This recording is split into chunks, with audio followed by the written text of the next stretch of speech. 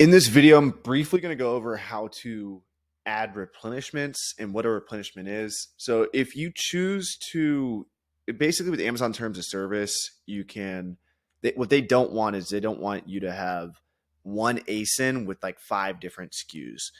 Now, they don't really seem to care that much, especially with booksellers. I know hundreds of booksellers that do that and they don't really care. But when it comes to wholesale or online arbitrage or retail arbitrage, or even if you're a bookseller, you may want to use the same SKUs over and over again. And definitely if you're selling other products like supplements, because when you go to manage your inventory within Go2lister, it's much easier to look at your inventory report and see how many sales you have total for the item and how many of the item you've sold. And if you have a bunch of different SKUs, you're basically restarting the story every single time.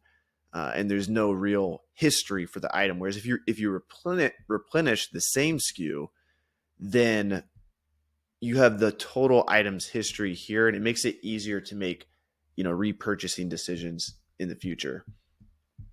So all you're going to do is turn on auto replenishments down here within the batch, and then when you go to list the item in the same condition you listed it as in before, in this case we did very good.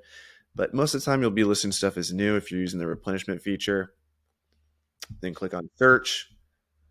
And instead of using the SKU here, where it says test by cost 1, it's actually going to pull the old SKU. So as you can see, it pulled the very first SKU we ever used.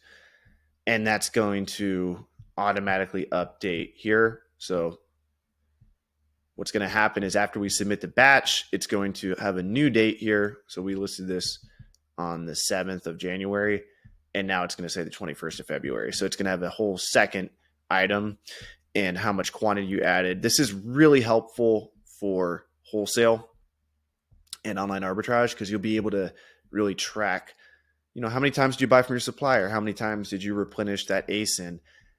What are the total sales for the ASIN? How much are available at Amazon? You'll be able to see all that. So that's how you use a replenishment feature. And if you're coming from another software like Inventory Lab, for example, and you need to add a replen manually here, maybe your prep center used a different software other than Go2lister. Hopefully they're using Go2lister, but maybe they used another software. You can actually manually add a replen here since you didn't create the batch. So when you create the batch, it's automatically going to update under inventory. So I'm under inventory, by the way, here. I don't think I said that. So within inventory, you'll click on this and you'll be able to see, oh, there it is. And you'll be able to see all the replenishments you've ever had. So this is extremely helpful for products outside of books, but even for booksellers, especially if you're doing OA books or something, it can also be helpful too.